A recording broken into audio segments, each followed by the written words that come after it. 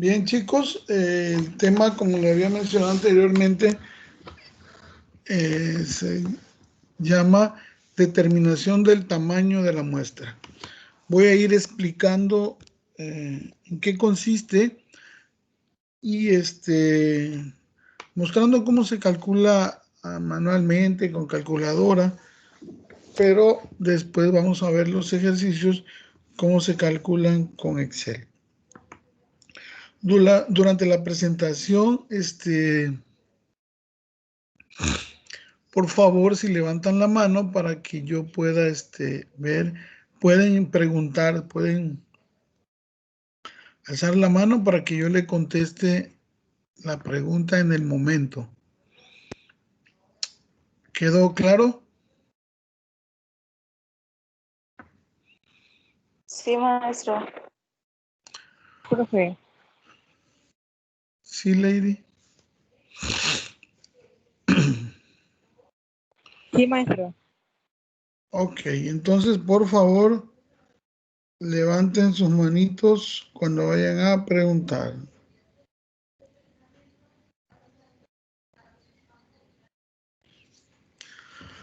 Ok, voy a compartir la presentación.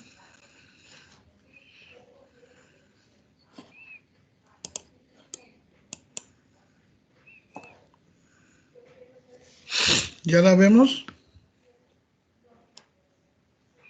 Sí, profe. Sí. Bien, ok, entonces,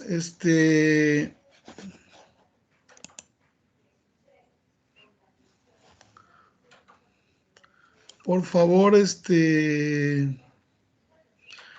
Jonathan, cuando alguien levante la mano, me avisas, por favor. Entendido, profe. Gracias. Bien, el tema es determinación del tamaño de la muestra. Saber cuántos elementos va a tener mi muestra. ¿Sí? Eso es algo muy importante que debemos hacer. Sobre todo si nuestra población es grande, tendremos que hacer nuestro estudio en una muestra. Y esto es importante para lograr que nuestro estudio tenga cierta validez.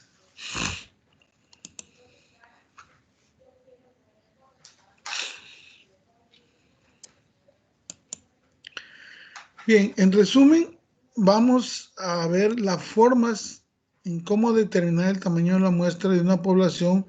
Esta población puede ser finita y conocida, o bien desconocida e infinita. ¿A qué se refiere con esto de finita? Que sepamos cuál es el tamaño real y exacto de una población.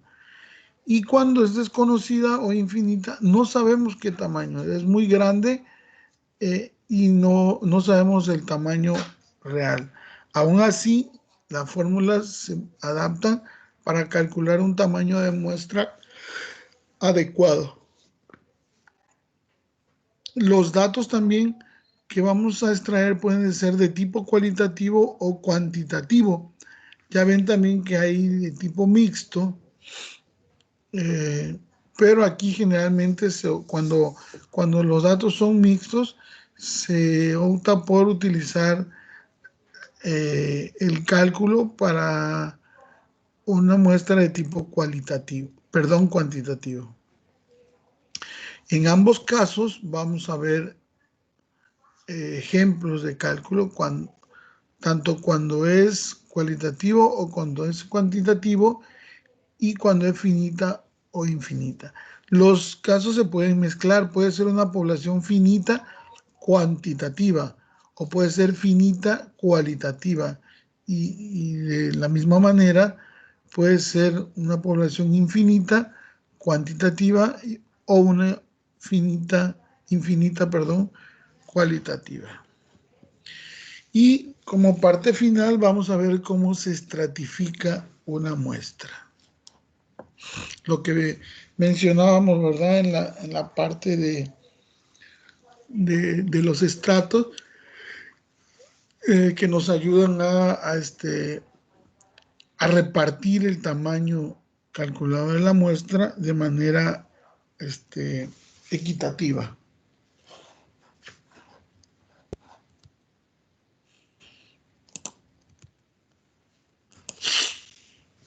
Bien, elección de la muestra. La muestra tiene que ser representativa de la población de la que se extrae. Esto es algo importantísimo que no debemos de perder de vista. Es la característica fundamental de una muestra. Tiene que ser representativa para que tenga validez. Durante la selección de los elementos de la muestra, se pueden producir errores imprevistos e incontrolables. Dichos errores se le denominan sesgos. Y si suceden, diremos que la muestra está sesgada. Hay que tratar de evitar esos errores lo más posible. De todas maneras, a la hora de hacer el cálculo, se considera un porcentaje de que ocurra estos errores. Y las distintas maneras de elegir una muestra de una población se le denominan muestreos. Hay hasta un capítulo del libro de Daniel dedicado a la muestra, al muestreo. ¿Por qué? Porque puede sacar una familia de muestra, hay estudios basados en todas las muestras que se pueden obtener. Cuando una investigación es demasiado importante, entonces no se conforman con sacar una muestra, sino se sacan varias muestras, se hace un análisis de todas ellas y se obtienen algunos resultados para validez de los parámetros. Entonces nosotros vamos a usar simplemente el cálculo de una muestra para nuestra investigación. Profe, ¿Sí? ¿qué es una, creo que la muestra representativa? O sea, ¿cómo sabemos cuando ya es representativa la muestra? Porque vas a escoger al azar, no te vas a dejar de llevar por tus preferencias, por conveniencia del investigador. Esa es una de las características que hace que sea representativa. Otra característica que la hace representativa es la estratificación. Cuando las divisiones son muy importantes, tienes que estratificar la muestra. Porque si no, vas a escoger más lo que explicaba yo en la clase anterior, ¿no? Que como se me hace, yo soy del área de psicología y mi investigación son las 5 o 6 carreras que tiene la división. Entonces, para mí, se me hace más fácil encuestar a los compañeros de psicología que ir a medicina, aunque esté en el mismo lugar, pues no me conocen, está hasta la entrada de Méndez, etcétera, ¿no? Mucho condicionante. Entonces, si yo escojo más de psicología, estoy sesgando la muestra y no la estoy haciendo representativa. ¿Sí?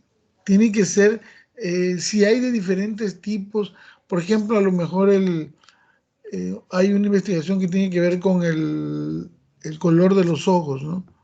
Y es muy importante esa división. Entonces lo hago estrato para asegurar que sea equitativo, ¿verdad? Entonces eso nos va haciendo que nuestra muestra sea representativa. Entonces Sí, bien. tiene que cumplir esas características para que pueda ser representativa, ¿no? Sí, tienen que haber, por ejemplo, si hay 5 tipos de cosas en la población, en la muestra debe haber 5 tipos de cosas también.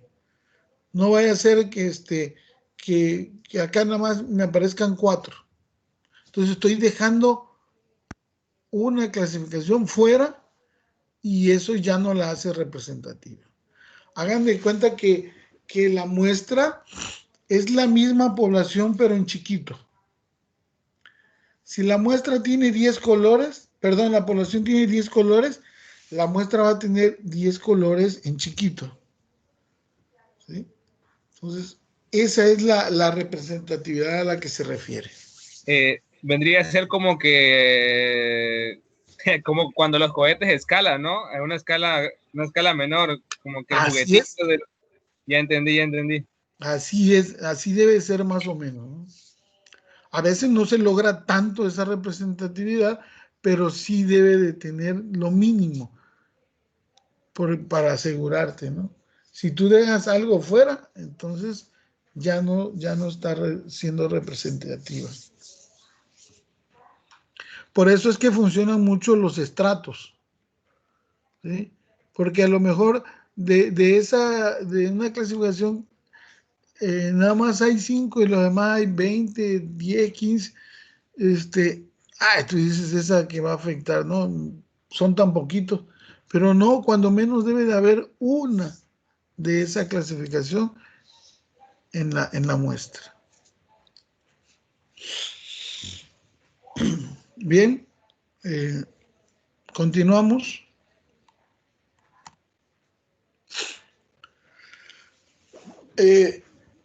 Cada estudio tiene un tamaño muestral idóneo que permite comprobar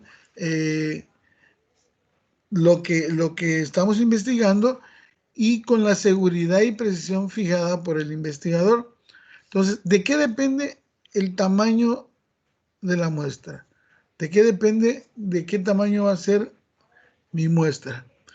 En primer lugar, depende de la variabilidad del parámetro a estimar. O sea, si es una media, una mediana, etcétera. Y además de los datos previos o estudios pilotos. Estos nos determinan algunos parámetros que nos ayudan a estimar el parámetro que voy a utilizar en mi estudio. Lo van a ver más adelante en la fórmula. Ustedes saben, hemos estado hablando que ustedes pueden diseñar un cuestionario, pero ese cuestionario yo lo tengo que validar. Una forma de validarlo es haciendo estudio piloto, o sea, aplicar la encuesta a 4 o 5 personas para ver si se entiende bien lo que estoy preguntando y además se hace un análisis factorial y de constructo que nos permite saber qué tan viables son las preguntas, qué tan coherentes son entre sí. Entonces, al hacer esos estudios piloto, yo puedo obtener también la posible varianza, la posible desviación estándar que tenga mi población. Y eso me serviría como dato para la fórmula que voy a utilizar. Otra cosa de la que depende el tamaño es de la precisión. ¿Qué tan preciso quiero que sea mi estudio?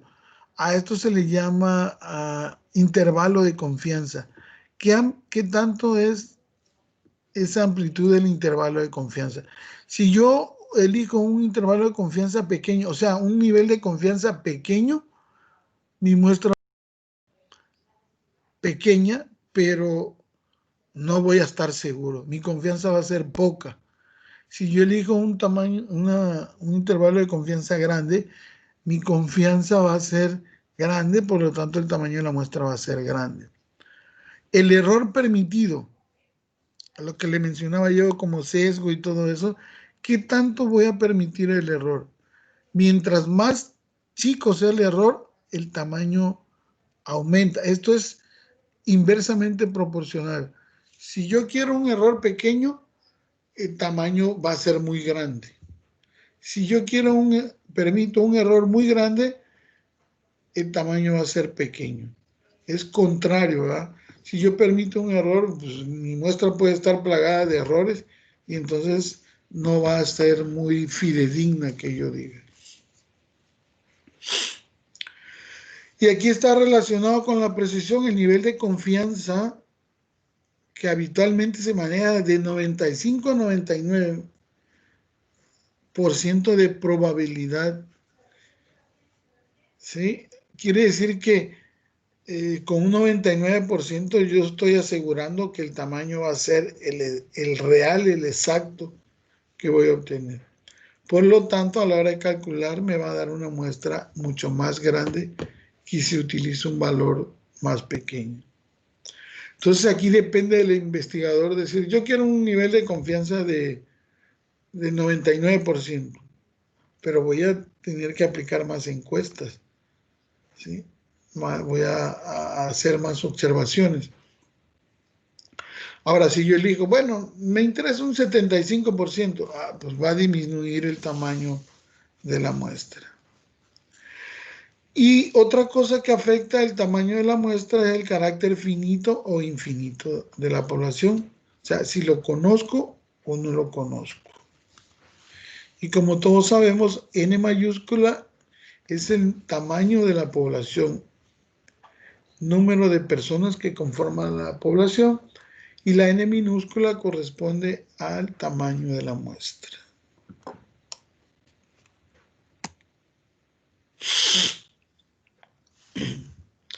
Bien, ¿cómo vamos a calcular el tamaño de la muestra? Estas son las fórmulas que vamos a utilizar. Esto se utiliza para datos cuantitativos, cuando lo que voy a recabar son datos cuantitativos. Y hay dos situaciones. Cuando la muestra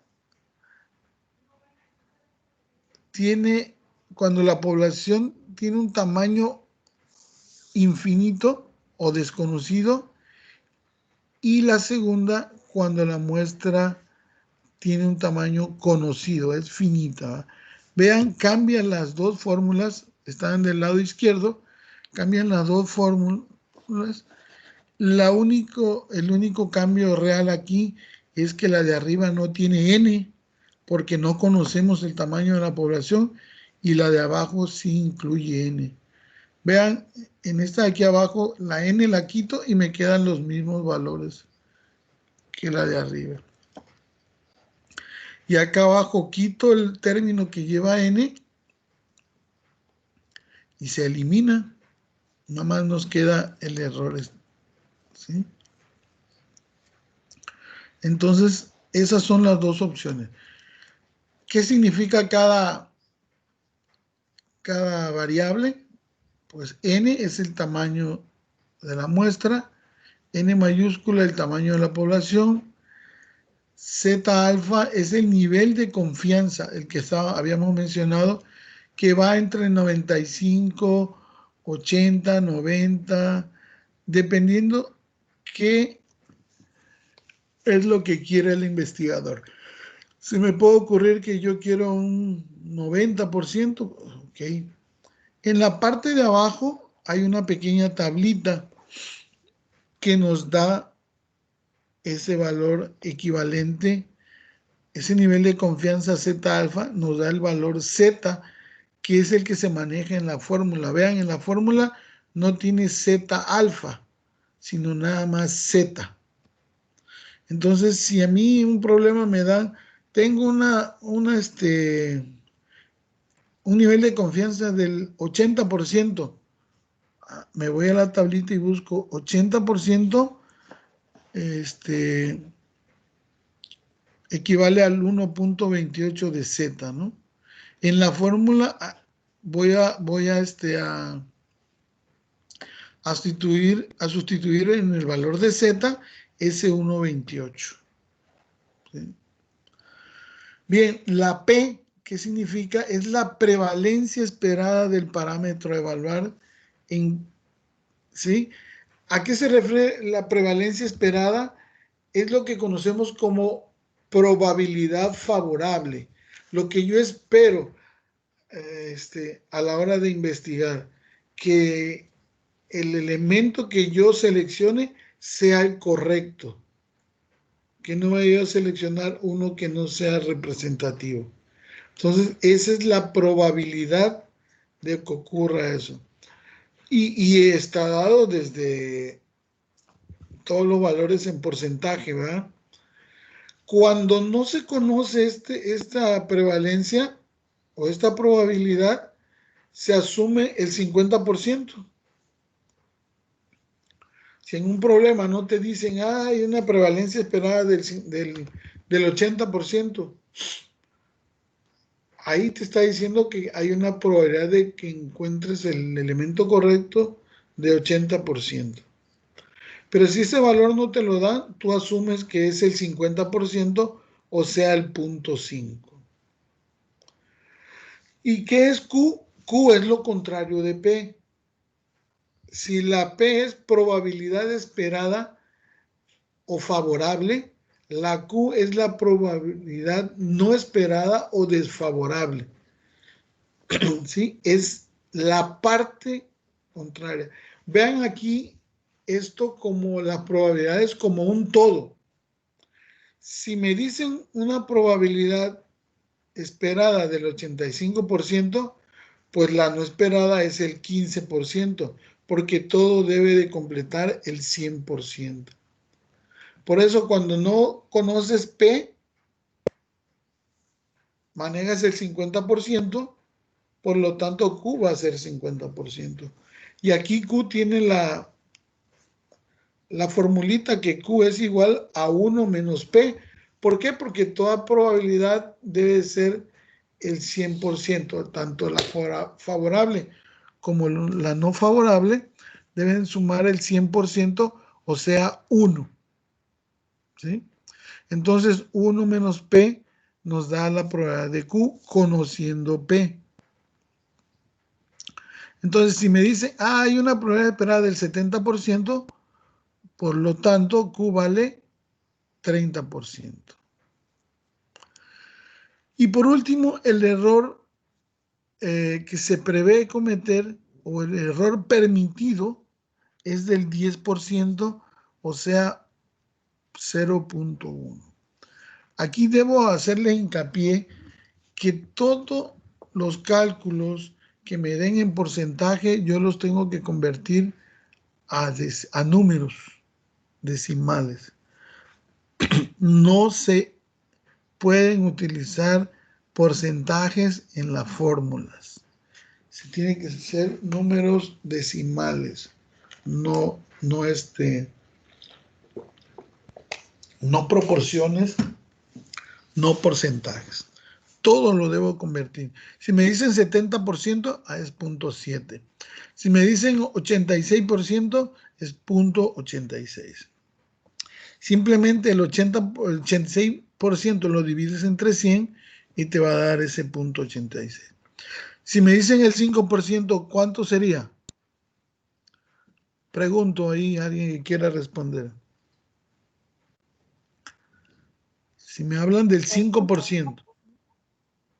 O el 5. ¿Perdón? El 0.5 o el 5. No, el 5%, ¿cuánto sería? 0.5, ¿no? No. 0.05. Ahí sí es correcto, porque el 0.5 es el 50%. Es la mitad de 1, ¿no? Entonces simplemente dividan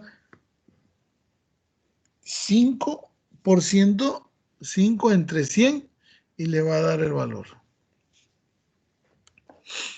¿Alguna pregunta?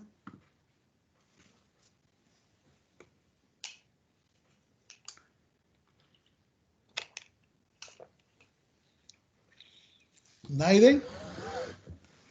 Eso que comentó es sobre el nivel de confianza, ¿verdad, maestro? Es todo lo que se maneja en porcentaje. Nivel de confianza, la prevalencia esperada, el error estándar, todo eso se maneja en porcentaje, pero a la hora de hacer los cálculos se tiene que convertir a números decimales.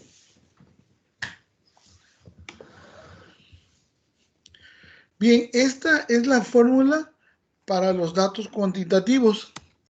Si yo voy a manejar datos cualitativos, utilizo esta otra fórmula. Hay investigadores y autores que usan indistintamente la fórmula, ¿sí? También tú puedes saber cuándo vas a utilizar uno en un problema que te den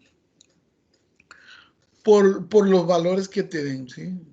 Por ejemplo, aquí, si ustedes ven en esta fórmula, no hay nivel de confianza, ¿sí? Hay la prevalencia, sí, igual que la anterior, pero no hay nivel de confianza. Aquí hay varianza, ¿sí? El error estándar también hay, igual que en el otro, pero aquí hay varianza y en la otra no. Entonces, de esa manera yo sé si me están dando datos de varianza, o me están hablando de varianza, entonces, y no me dicen nivel de confianza, pues es la fórmula para datos cualitativos que voy a utilizar. Ok, entonces,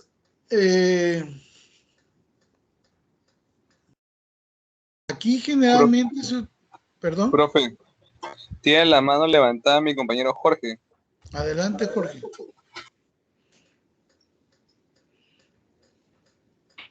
Entonces, profe, esta fórmula es, o sea, es para calcular el tamaño de la muestra, pero ¿cómo nosotros sabemos cuándo calcular la muestra o para qué nos sirve? O sea, me confundo un poco, la verdad.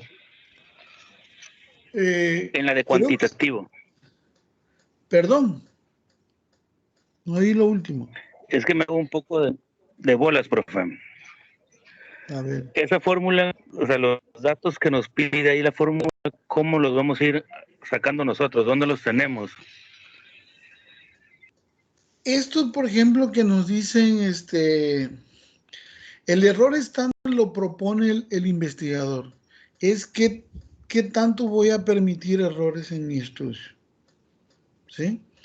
Y vean que y la prevalencia esperada es cuánto espero yo que sea tener de asertividad a la hora de elegir a las personas o al elemento. Si yo digo, quiero tener una prevalencia esperada del 90% o un 80%, no voy a ser tan rigurista. Yo digo, voy a tener una prevalencia del 81%. Esa es mi prevalencia esperada. Y quiero cometer pocos errores. Entonces, yo voy a proponer un error del 1%. ¿Sí? Como investigador, yo me acoto a eso y digo, pero si yo quiero que sea live mi estudio, no quiero muy grande el tamaño de la muestra, pues le doy permitir un error del 5%, del 7% y la prevalencia de un 60%. Mi tamaño de N va a ser pequeño. Entonces, eso es a criterio del investigador. Ahora, bien, si tú hiciste un estudio piloto, recuerden, vas a poder conocer la varianza de la muestra. ¿Sí? Entonces, y en lugar de hacerla con esta fórmula, ya sería la varianza que tú, o la desviación estándar, que tú encontraste en ese estudio piloto. Pero si no, es a criterio. Lo mismo pasa con esta de acá. Yo quiero un nivel de confianza alto. Entonces pongo un 97.5% o un 98%, o aquí que es un 99%, casi el 100% de confianza. Ahí mi tamaño de la muestra se va a elevar bastante. Pero le digo, todo es a criterio del investigador. Si yo considero que mi investigación es muy rigurosa, que quiero exactitud, que quiero lo mejor posible, le voy a dar un nivel de confianza alto. Le voy a dar una prevalencia esperada alta y un error estándar pequeño. ¿Sí? Las cosas de éxito las pongo alta, que es el nivel de confianza y la prevalencia. Y las cosas de error las pongo pequeñas, que es el error estándar. Y con eso logro una muestra muy grande. Pero ahí sí depende ya de los recursos que tengas para investigar. Por ejemplo, aquí, entonces,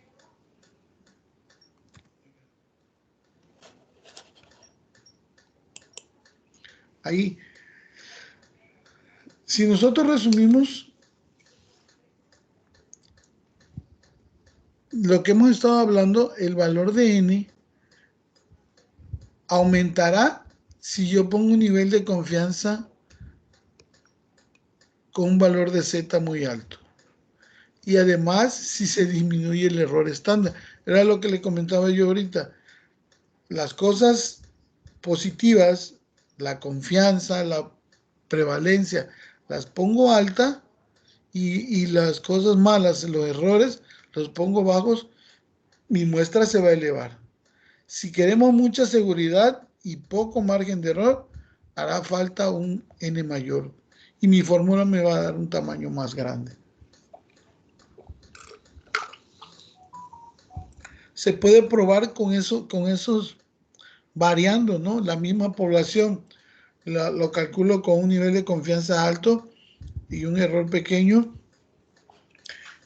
O bien, luego, y obtengo un tamaño de n. Luego pongo un nivel de confianza más bajo y un error estándar más grande, me va a dar un n pequeño. Un valor de n pequeño.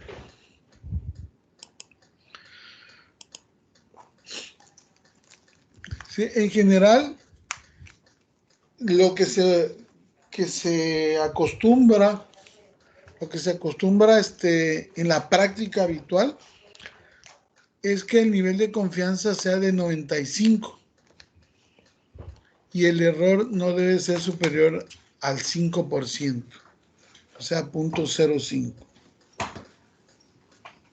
¿Para qué? Para que tus datos que obtengas sean útiles y me den información sobre la población. Entonces, eso es lo que se acostumbra. ¿Quedó más claro esto, Jorge?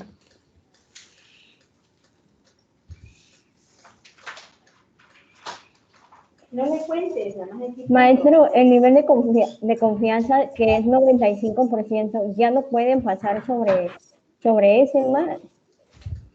Sí, puede ser 99. Te digo, lo habitual que usan muchos es 95. Pero, pues también si pones un 100%, pues te va a llevar casi toda la población, ¿no?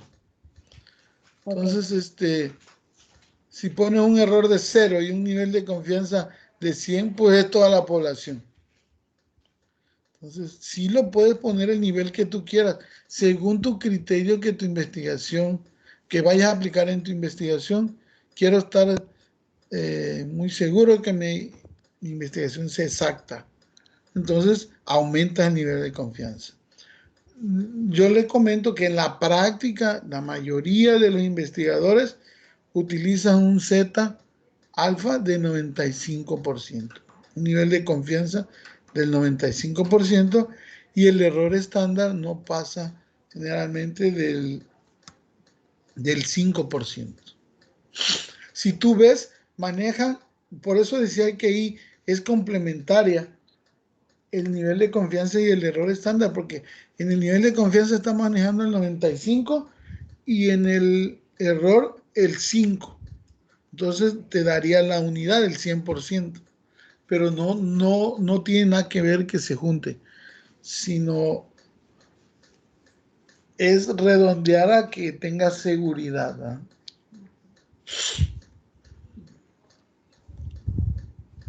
Entonces, ¿ya quedó claro? Sí, profesor, gracias. Bien, entonces esta fórmula pues es simplemente, son 4 formulitas, 4 pasos que tienen que aplicar. Lo primero que haces es determinar la varianza de la muestra en base a la probabilidad, a la prevalencia esperada, ¿sí? Entonces, haces una multiplicación de la prevalencia por esto. Si ustedes ven qué cosa es 1 menos P, si tú revisas acá, 1 menos P es igual a Q, ¿no? Entonces aquí sería P por Q nada más, podría ser también. Y luego calcularías el error estándar. El error estándar, ¿cuándo? Del 5%. Bueno, 5% es 0.05 elevado al cuadrado. Y ya tengo la varianza de la muestra y la varianza de la población. Luego, el n provisional, ¿sí? Es un tamaño provisional de la muestra. Es el de dividir entre la varianza de la muestra entre la varianza de la población. Ese me da el tamaño provisional, y ya el tamaño real de la muestra ya sería el tamaño provisional entre 1 más el provisional entre la población. Si tú manejas en todas tus investigaciones el mismo error estándar y la misma prevalencia, siempre vas a tener el mismo valor de n.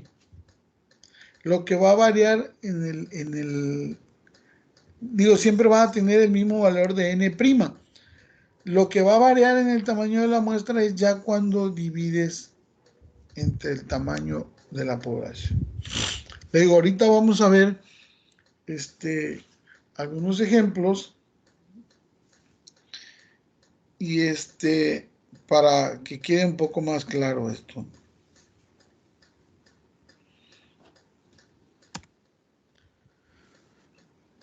Bien. Datos cuantitativos. Tamaño de la muestra para población infinita o desconocida. Aquí, ¿qué sucede? No conozco n mayúscula, ¿verdad? Entonces, por lo tanto, voy a aplicar la primer formulita. Z cuadrada por P por Q entre SE cuadrado. O sea, nivel de confianza al cuadrado por la probabilidad esperada por la probabilidad no esperada entre el error estándar. Entonces, en el texto del problema o yo como investigador digo, Z alfa va a ser del 95%. Entonces, busco la tablita azul. ¿Sí? Aquí, la tablita azul, 95%, ¿cuánto es? 1,96, ¿verdad?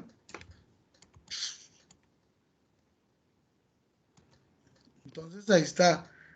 Para un valor de Z alfa de 95%, equivale a un valor Z de 1,96.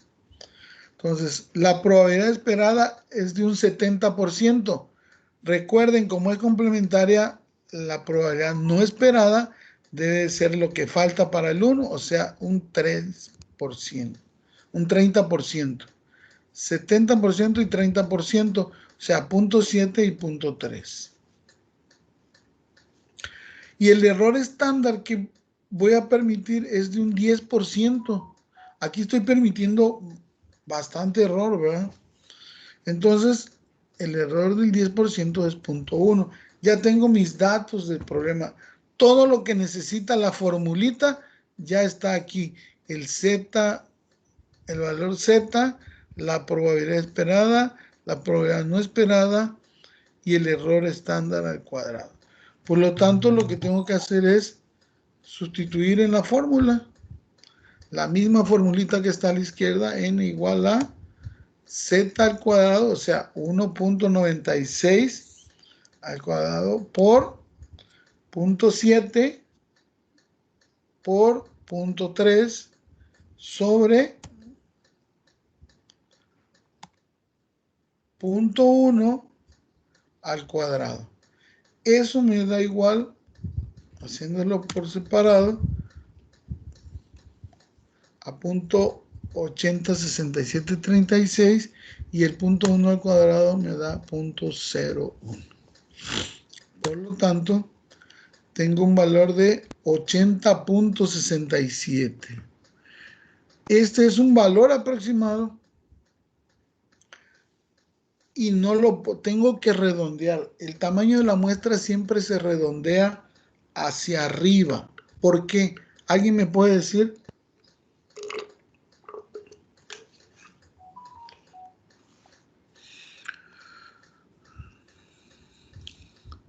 Jonathan, está pendiente, en todos han de haber levantado la mano para contestar. Pues yo no tengo ni idea, por eso no he dicho nada.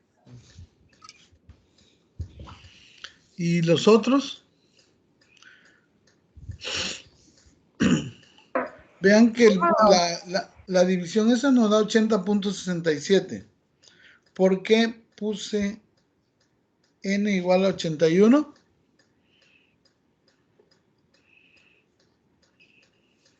Profesor, considero que es porque estamos hablando de individuos que pertenecen a la población, entonces no se puede elegir a 80.67 personas. Es correcto, es correcto. ¿Quién contestó? Yo, Juan Alberto. Ok, Juan. Es correcto esto. ¿Por qué? Porque si te dice 80.67, no vas a escoger a 80 personas y de la cintura para arriba del otro, o le vas a agarrar el tronco y no le vas a contar la mano, se la vas a mochar, ¿sí? No lo vas a dejar sin cabeza. Entonces, o es 80 o es 81, ¿sí? Y como recuerden que es el tamaño mínimo, 80.67 es el tamaño mínimo. Entonces, si tú eliges 80, ya estás fuera del tamaño mínimo, ya es más pequeño. Por eso siempre es hacia arriba. Y además, mientras más grande sea tu muestra, mejor es tu investigación, mejor, más apegado a la realidad va a ser tu resultado. O sea, que yo digo mi tamaño mínimo es 81 y me voy a campo, y si allá tengo posibilidades de hacer 90 encuestas, mejor hago las 90. Me paso de las 81. Lo que no puedo hacer es hacer 75, ¿sí? Hacer 80. Siempre debe ser más. Por eso el tamaño mínimo de 80 lo redondeo al siguiente entero, ¿sí? Entendiendo que entre más grande sea mi muestra, más representativa es y por lo tanto más grado de confianza tiene, ¿no? Porque se acerca más a la realidad. Sí, aquí no tiene que ver tanto la representatividad, sino el abarcar más gente. ¿Sí? Ya veo. Recuerden que el estudio, lo ideal es que se hiciera en toda la población. ¿Sí? Está levantando otra vez la mano mi compañero Jorge. Así, adelante, Jorge.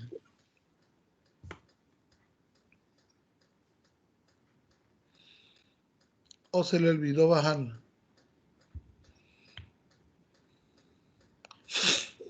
La había bajado hace rato, pero la volví a subir y también vi que la tiene la mano alzada mi compañero Mario Pérez. Pues si Jorge no contesta, pues Mario, ¿no? Sí, adelante, Mario.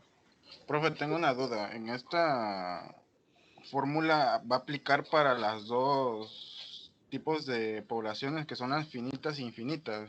¿O esta es otra fórmula que va a explicar? Recuerda que vimos dos fórmulas para cuantitativos, ¿no? Sí. Infinita o desconocida es esta, donde no conoce la población. Aquí utilizamos población. No hay ningún dato de n mayúscula, ¿verdad? Así es. Porque no la conocemos. Por lo tanto, la excluimos de la fórmula. Ok. ¿Sí? Bien, entonces sí quedó claro que por qué redondeo hacia el siguiente valor entero. Profe, Sí. Sí, ¿ya me escucha? sí. A ver, ya ve que había dicho que era 81.67, me parece el resultado. Ajá. Entonces los elevó, pero si hubiese quedado abajo del punto 5, también se sube al mayor, o sea, si es En este caso 80.4, 80.3. también se sube O sea, todo va parejo. porque no vas a dejarle el pie afuera, ¿no? Si ya metió un dedo la persona o un pie, te los llevas completo al 81. O sea, va parejo todo. Así es. En este caso nada más, ¿sí? Cuando se trate de población, Ok. perdón, de tamaño de muestra, siempre es al inmediato. Si te da 80 cerrado, pues 80 lo dejas. Pero si te da 80.01, va para arriba. Porque ese punto 01 puede ser el dedo de una Ok. persona o un pedazo de un objeto que está, algún radio. Si es sobre un estudio sobre unidades de televisión, a lo mejor ahí te llevas el control y ya no lo vas a, nada más vas a llevar el control, ¿no? De la tele, ¿no? Ok, profe. ¿Ok? Gracias. Bien.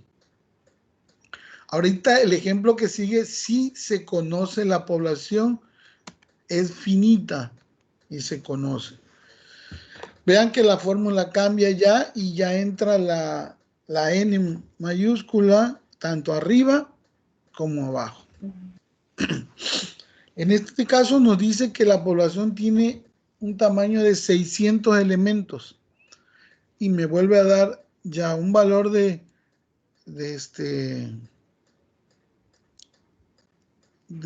confianza, De nivel de confianza. este nivel de confianza, un Z alfa de 95, que ya sabemos que es 1,96, una probabilidad esperada de 0.7, por lo tanto Q es 0.3 y el error estándar vuelve a ser lo mismo. Aquí el único cambio que estamos teniendo es que ya conocemos la población. ¿Sí? Entonces, igual se hace lo mismo, el cálculo es 1,96 al cuadrado por 600, esto es lo que nuevo, por 0.7 por 0.3 y abajo es más complejo, que es 0.1 al cuadrado, 600 menos 1 más 1,96 por 0.7 por 0.3. Una recomendación aquí cuando utilicen la calculadora para hacer esto, o el mismo Excel ahí, haciendo la forma. Toda fracción que tenga operaciones abajo de suma o resta, tienes que meterle paréntesis al inicio y al final. Si arriba tiene operaciones de suma y resta, también llevan paréntesis, ¿sí? Porque luego no les da el valor. Por ejemplo, aquí podría yo agarrar la calculadora y poner 1.96 al cuadrado por 600 por 0.7 por 0.3 entre, y ahí tengo que abrir un paréntesis. 0.1 al cuadrado por 600, perdón, abro otro paréntesis, 600 menos 1, cierro ese paréntesis, más 1.96 al cuadrado por 0.7 por 0.3 y cierro el paréntesis que abría al inicio de la parte de abajo. Entonces, eso tengan cuidado al hacer eso. Siempre que encuentren restas o sumas en la parte de abajo, van entre paréntesis. Bien, la parte de arriba nos da 484.0416 y la parte de abajo nos da 6.796736. Y esto nos da 7122, lo que nos daría un N de 72. Vean que aquí disminuyó el tamaño o aumentó, ¿verdad? ¿Cuánto fue? El otro era 81, ¿verdad? Sí. Sí, Entonces disminuyó porque ya sabemos cuál es la población. El otro yo lo tengo que hacer más grande porque no sé qué tamaño tiene la población. ¿Ok?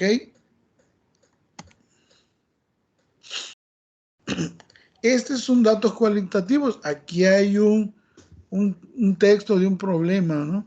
Dice, una población de 1.176 adolescentes Ahí tengo N, ¿verdad? De la ciudad de Pachuca de Soto se pretende conocer la aceptación de los programas humorísticos televisivos. Esto es cualitativo. Se desea tomar una muestra para saber la cantidad de adolescentes a entrevistar y con ello tener una información adecuada con un error estándar del 1.5%. ¿Sí? Al 90% de prevalencia esperada. Entonces, aquí saco mis datos. N me dijo 1176. El error estándar me dio 1.5. Eso equivale a 0.015. Y la prevalencia esperada, o sea, P del 90% equivale a 0.9. Recuerden, yo tengo que convertir todos esos porcentajes a números. Y entonces, de acuerdo a la formulita que vimos anteriormente, nos dice que la varianza de la muestra es igual a P menos 1 menos P, o sea, 0.9 por 1 menos 0.9 y nos da 0.09. Luego calculo la varianza de la población, que es el error estándar al cuadrado, entonces sería 0.15 al cuadrado, nos da igual a 0.000225. Y en el tercer paso, calculamos N', o sea, el valor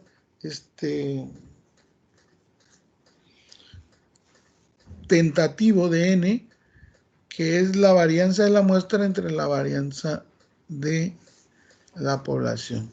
O sea, 0.09 entre 0.0025, los dos resultados anteriores, y eso nos da 400. Recuerden que esto siempre, mientras sea el mismo error estándar y la misma prevalencia, siempre me va a dar 400. Y por último, ya calculamos N entre el N normal, nos da 400, que fue el N', es igual a 1 más 400 entre 1176, y nos da 298.47, que redondeamos a 299. Recuerden, antes es 400 entre, abro paréntesis, 1 más 400 entre 1176 y cierro paréntesis. Si no, no les va a dar el mismo resultado.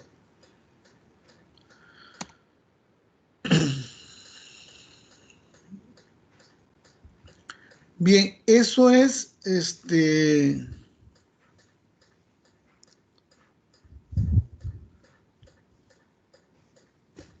todo de lo que es el cálculo. Yo les voy a poner un ejercicio para que ustedes entreguen y calculen el tamaño de la muestra para que practiquen estas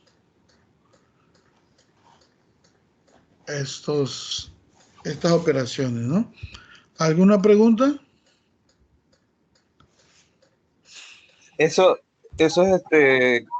ejercicios que nos va a mandar, lo tendremos, será manual o tendremos que hacerlo en Excel, y nos va a enseñar a usted en qué funciones utilizaríamos de Excel para hacer el cálculo, ¿o qué? No, primero lo vamos a hacer en manual. Yo se lo voy a mandar en Word y ahí ustedes pueden utilizar. Hay una función de Word que dice insertar fórmula.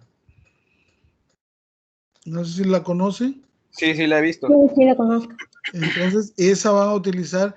Y así como fui yo poniendo los pasos en la presentación, así van a ir poniendo primero la fórmula, van a poner su listadito de datos. Yo le voy a dar un texto, de ese texto van a extraer los datos y ya luego ponen la fórmula, luego la segunda fórmula ya con los datos sustituidos y luego ya la tercera fórmula con los resultados, con el resultado. ¿Sí? Y por último ya el tamaño real. ¿Sí? En todo caso, en la próxima clase vamos a hacer un ejemplo Lo voy a hacer en Word para que ya la próxima clase es cuando. Mañana. El sábado, viernes y sábado. Y mañana, ¿verdad? Sí, mañana, Sí, maestro. Bueno, ya mañana hacemos ya el ejemplo y y ya el sábado pues ya queda para que hagan su tarea y le entreguen el domingo o el lunes. Perdón, sí, domingo, el mismo sábado o el lunes máximo. ¿Alguna pregunta? Profe, Sí, ¿compartirá la maestro. presentación? Sí, la voy a poner la presentación en el sitio, ahí en archivos y la tarea, pues. ¿Ok? sí, profesor. Además, Sí, esto va a profe. quedar, además, esto va a quedar grabado. Ya acabo ya de tenerla.